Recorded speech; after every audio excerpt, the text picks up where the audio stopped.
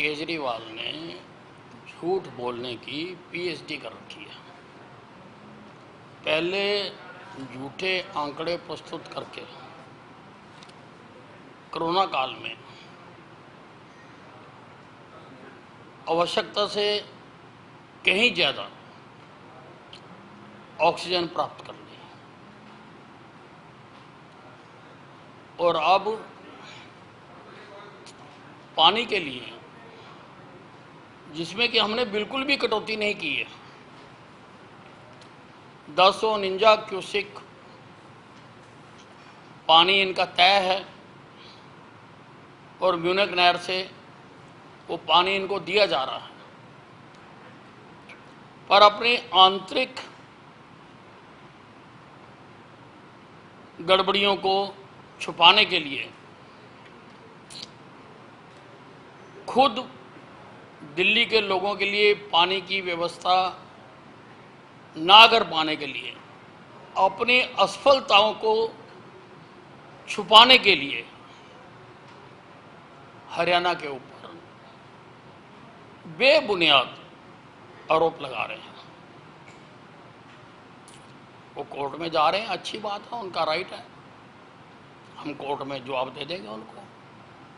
लगता है कि मानसून की वजह से, अभी मानसून नहीं आया तो उसकी वजह से कुछ पानी नहीं, मानसून की वजह से कमी है, लेकिन वो कमी हम झेल रहे हैं, उसका हम दिल्ली पर असर नहीं पड़ने दे रहे। दिल्ली को हम जितना तय है उतना पानी दे रहे हैं।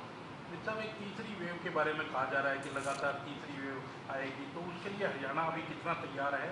और क्योंकि अभी की अगर बात करें तो कोरोना के मामले लगातार घट रहे हैं और बिल्कुल निचले स्तर पर आ गए। देखिए, हमने अपनी पूरी तैयारी कर रखी है और लगातार हम अपने अधिकारियों को इसके बारे में सचेत भी कर रहे हैं कि पहली और दूसरी वेव से अनुभव लेते हुए तीसरी वेव से लड़ने की पूरी तैयारी की जाए। दूसरी वेव में सबसे ज़्यादा दिक्कत ऑक्सीजन की आई थी,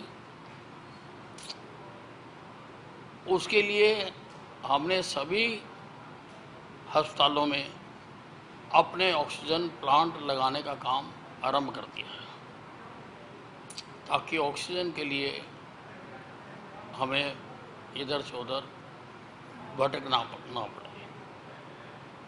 और मैंने सभी डिप्टी कमिश्नर्स को कहा है कि वो सभी अस्पतालों में जाके रियलिटी चेक करें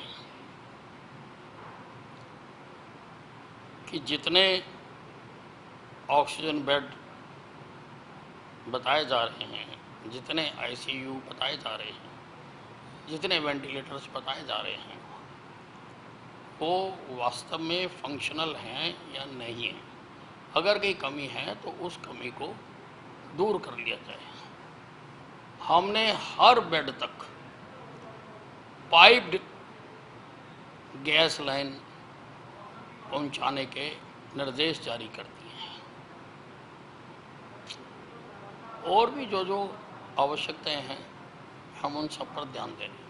सर, नए डीजी के लिए जो पैनल है वो दोबारा चयन, सर डायल 112 का आज उद्घाटन भी किया है आपने, सीएम साहब के साथ वहाँ पे मिलके, और आपका खुद का भी ये प्रोजेक्ट रहा है, इसके लेकर क्या?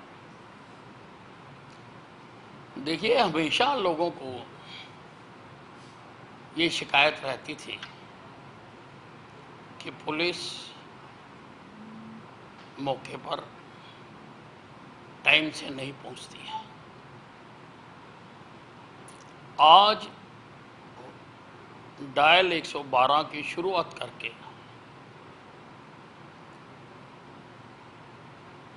हमने हरियाणा की जनता को ये विश्वस्त कर दिया है कि आवश्यकता पड़ने पर हमारी पुलिस 15 या 20 मिनट में मौके पर पहुंचेगी। हमने पंचकुला में कॉल सेंटर बनाया है। सारे हरियाणा की कॉल्स पंचकुला आएंगी और जो हमने ऑपरेटर वहाँ पर बैठाए हैं, मैंने उसके लिए ये तय किया था कि उनको कम से कम 4 भाषाओं का ज्ञान जरूर होना चाहिए। हिंदी, इंग्लिश, पंजाबी और हरियाणवी। क्योंकि हरियाणा मुख्यतः यानी 4 भाषा बोलने वाले लोगों से बसा हुआ है, और ऐसा ना हो कि कोई हरियाणवी में बात करे और ऑपरेटर को समझ ना आए। इसलिए मैंने ये कंडीशन लगा दी थी, और मैं समझता हूं कि हरियाणवी को पहली बार सरकारी स्तर पर इस प्रकार से मान्यता मिली है। जो भी व्यक्ति सारे हरियाणा से 112 पर डायल करेगा, वो कॉल पंचकुला के कॉल सेंटर में लैंड करेगी, और वहाँ से जहाँ से डिस्ट्रेस कॉल आई है उसके सबसे नज़दीक जोन सी हमारी गाड़ी खड़ी होगी, उसको कमांड दे दी जाएगी कि वो मौके पर पहुँचे।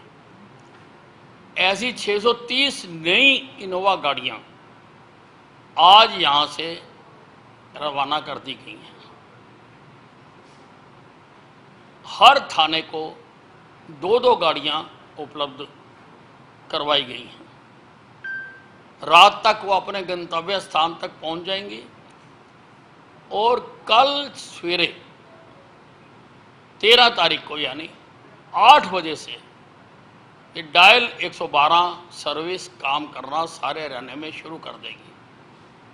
इसकी ऐप भी है, वो भी डाउनलोड कर सकते हैं, और SMS से भी आप 112 पे अपनी मैसेज दे सकते हैं। उसके ऊपर भी हम काम करेंगे।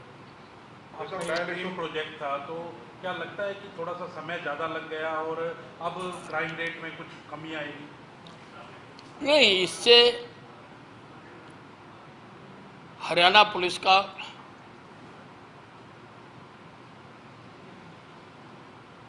कार्य प्रणाली में बहुत सुधार आएगा।